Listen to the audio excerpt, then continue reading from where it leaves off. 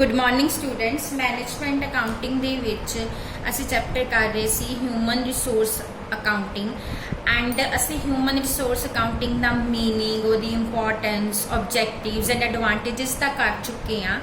अज असी डिस्कस करने आ मैथड्स भी किहड़े मैथड्स हुंदे आ ह्यूमन रिसोर्स अकाउंटिंग दे।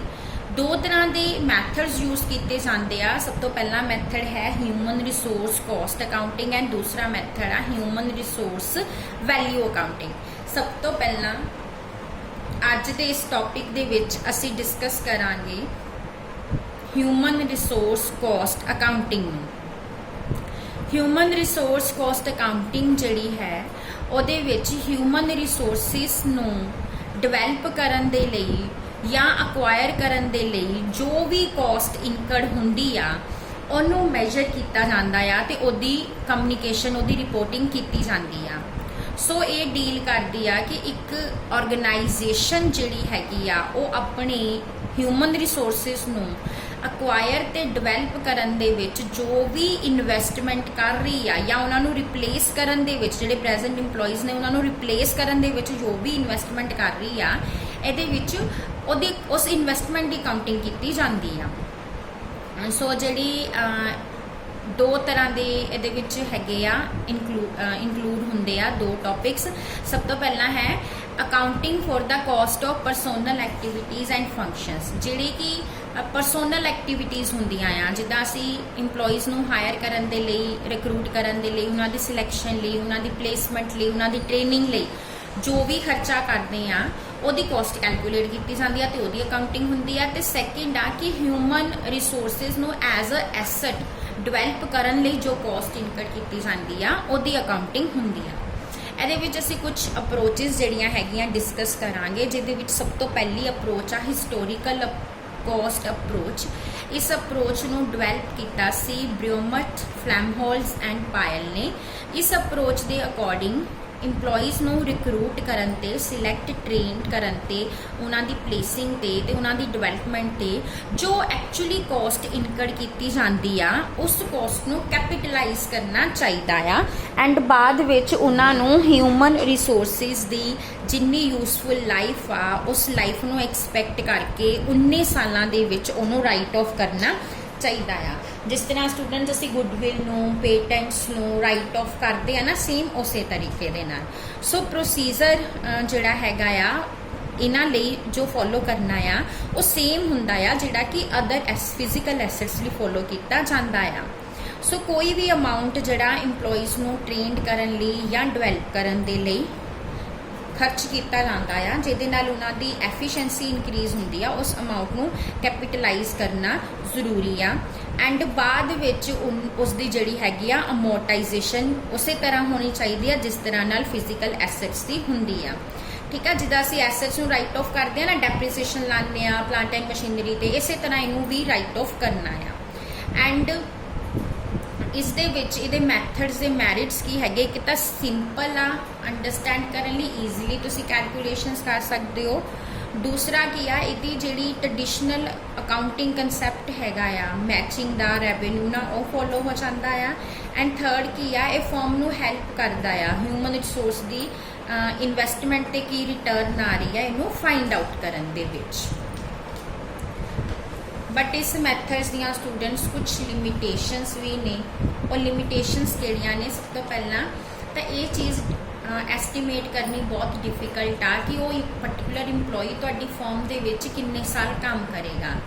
ठीक है, सो क्योंकि ये फाइंड आउट करना डिफिकल्ट आ कि वो किन्ने साल काम करेगा सो ओदी जो ओदे ते असी इन्वेस्ट कर रहे हैं ओदा इफेक्ट जिहड़ा रियलाइज नहीं किया जा सकता कि वो इंप्लॉई अपनी नॉलेज नूं जो उन्हें अक्वायर की आ वो किन्ना क यूज़ कर रहा है।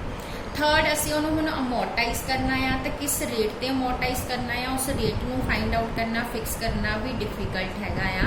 बहुत सारे मैथड्स जिहड़े हैगे आ यूज़ किए जाते हैं फिक्स एसेट्स की डेप्रीसीएशन नूं राइट ऑफ करने लई बट ह्यूमन एसेट्स नूं राइट ऑफ करने दे लई कोई भी मैथड जिहड़ा यूज़ नहीं किया जाता। एंड नैक्सट पॉइंट की आ कि एसेट्स जिहड़े ने वो डिक्रीज हो जाते हैं विद अमोर्टाइजेशन, उन्होंने वैल्यू घट जाती है। बट ह्यूमन रिसोर्सिस के केस विच जिहड़ी सिचुएशन आ वो ओपोजिट हुंदी आ, क्योंकि ह्यूमन रिसोर्सिस जिद्दां जिद्दां एक्सपीरियंसड हुंदे आ, उन्हां दी ट्रेनिंग हुंदी आ, उद्दां उद्दां उन्हां दी जिहड़ी वैल्यू, उन्हां दी यूटिलिटी जिहड़ी आ वधदी आ घटण दी जगह ते। सो ये मैथड जिहड़ा हैगा आ इनू अडॉप्ट करना तो ईजी आ, बट ये कुछ लिमिटेशनस होने के करके कुछ प्रॉब्लम्स जिहड़ियां हैगियां फेस करनियां पैंदियां आ। इस तो बाद जिहड़ा सैकेंड मैथड है वो है रिप्लेसमेंट कॉस्ट अप्रोच का। इस मैथड नू डिवेलप किया सी रेंसिस लाइकर्ट एंड एरिक जी फ्लैमहोल्ट्स ने।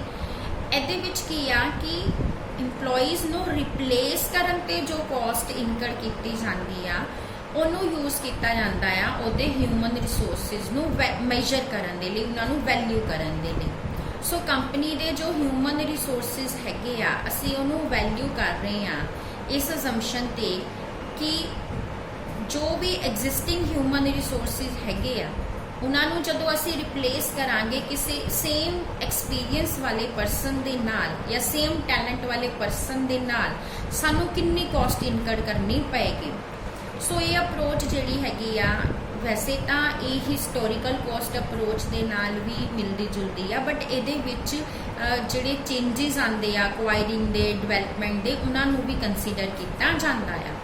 सो रिप्लेसमेंट कॉस्ट अप्रोच विच cost of recruiting, selecting, training जिहड़ी नवे इंप्लॉइज की हैगी आ उन्नी देर तक जिन्नी देर तक वो एग्जिस्टिंग इंप्लॉई के लैवल तक नहीं पहुँच जाता उन्नी देर तक जिन्नी भी उहदे ते एक्सपेंसिस इनकर किए जा रहे इन्हां सारियां दी आपां अकाउंटिंग करनी है।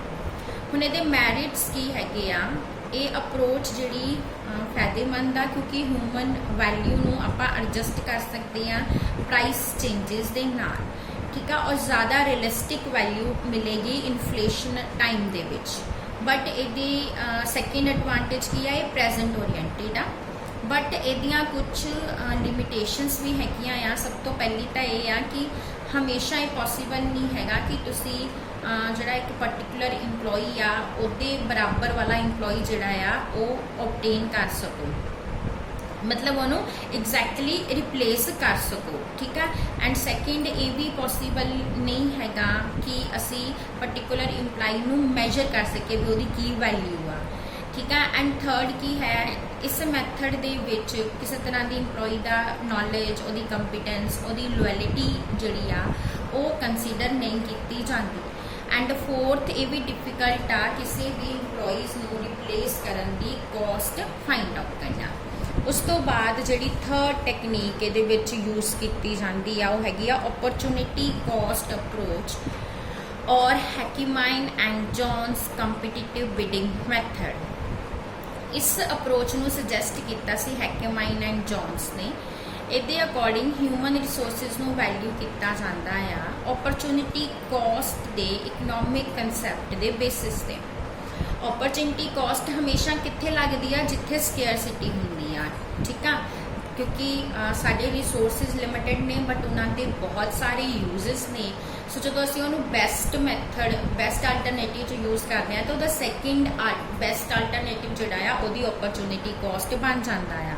सो जिहड़े ह्यूमन रिसोर्सिस हैगे आ, ह्यूमन रिसोर्स एसेट्स हैगे आ, इन्हां दी वैल्यू भी एक स्केयर्स रिसोर्स आ। सो अगर असी उन्होंने वन डिवीजन दे विच इंप्लॉय कर लेंगे तो नैचुरली असी उन्होंने किसी होर जगह ते किसी होर डिवीजन दे विच इंप्लॉय नहीं कर सकते। सो जिहड़ा साडा इन्वेस्टमेंट सेंटर मैनेजर आ वो हमेशा स्केयर्स इंप्लॉय लई बिडिंग करता है जिन्होंने रिक्रूट करना चाहता है। सो ये स्केयर्स इंप्लॉइज जिहड़े हैगे फर्म दे अंदरों ही आते हैं तो ये लोग होंगे आ जिन्हां दी रिक्रूटमेंट रिक्वेस्ट जिहड़ी इन्वेस्टमेंट सेंटर मैनेजर करता है। सो दूसरे शब्दों कहिए तो इंप्लॉइज नूं असी जिहड़ा आ स्केयर्स कंसीडर नहीं कर सकते क्योंकि ये जिहड़े साडी ऑर्गेनाइजेशन का ह्यूमन एसेट का बेस है ये इंक्लूडिड नहीं होंगे। सो इन्वेस्टमेंट सेंटर जिहड़े कोल जिहड़ा हाईएस्ट बिड करता नैचुरली वो वाला ह्यूमन रिसोर्स विन करेगा तो जिहड़ा प्राइस वो पे कर रहा वो इन्वेस्टमेंट के अकॉर्डिंग ही वो अकाउंटिंग होएगी। ਸੋ ਕੰਪੀਟੀਟਿਵ ਬਿਡਿੰਗ ਪ੍ਰੋਸੈਸ ਜਿਹੜਾ ਹੈ ਇਹ ਪਰਸੋਨਲਸ ਦੀ ਆਪਟੀਮਮ ਅਲੋਕੇਸ਼ਨ ਨੂੰ ਵਿਦਿਨ ਦਾ ਫਰਮ ਜਿਹੜਾ ਪ੍ਰੋਵਾਈਡ ਕਰਦਾ ਆ।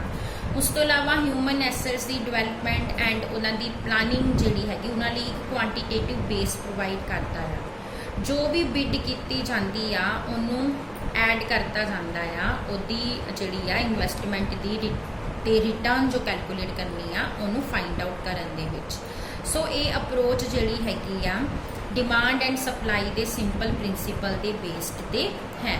ਬਟ ਇਸ ਅਪਰੋਚ ਦੀਆਂ ਵੀ ਕੁਝ ਡਰਾਬੈਕਸ ਹੈਗੀਆਂ ਆ, ਜਿੱਦਾਂ ਇਹਦੇ ਵਿੱਚ ਅਸੀਂ ਇੰਪਲੋਈਜ਼ ਨੂੰ ਨਹੀਂ ਕੰਸੀਡਰ ਕਰਦੇ ਜਿਨ੍ਹਾਂ ਦੀ ਬਿਡਿੰਗ ਹੋ ਰਹੀ ਆ।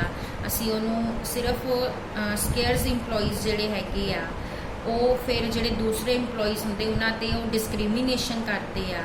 ਸੋ ਇਹਦੇ ਨਾਲ ਜਿਹੜੇ ਦੂਸਰੇ ਇੰਪਲੋਈਜ਼ ਹੁੰਦੇ ਆ ਉਹਨਾਂ ਦਾ ਮੋਰਾਲ ਜਿਹੜਾ ਹੈਗਾ ਆ ਉਹ ਲੋ ਹੋ ਜਾਂਦਾ, ਜਿਨ੍ਹਾਂ ਦੇ ਲਈ ਬਿਡਿੰਗ ਨਹੀਂ ਹੋ ਰਹੀ।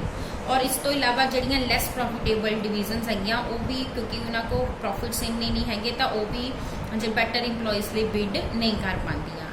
ਸੋ ਇਹਦੇ ਨਾਲ ਹੀ ਸਾਡਾ ਇਹ ਟੌਪਿਕ ਜਿਹੜਾ ਆ ਖਤਮ ਹੁੰਦਾ ਆ। ਨੈਕਸਟ ਆ ਹਿਊਮਨ ਰਿਸੋਰਸ ਵੈਲਿਊ ਅਕਾਊਂਟਿੰਗ। ਇਹਨੂੰ ਅਸੀਂ ਆਪਣੇ ਨੈਕਸਟ ਲੈਕਚਰ 'ਚ ਡਿਸਕਸ ਕਰਾਂਗੇ। Thank you.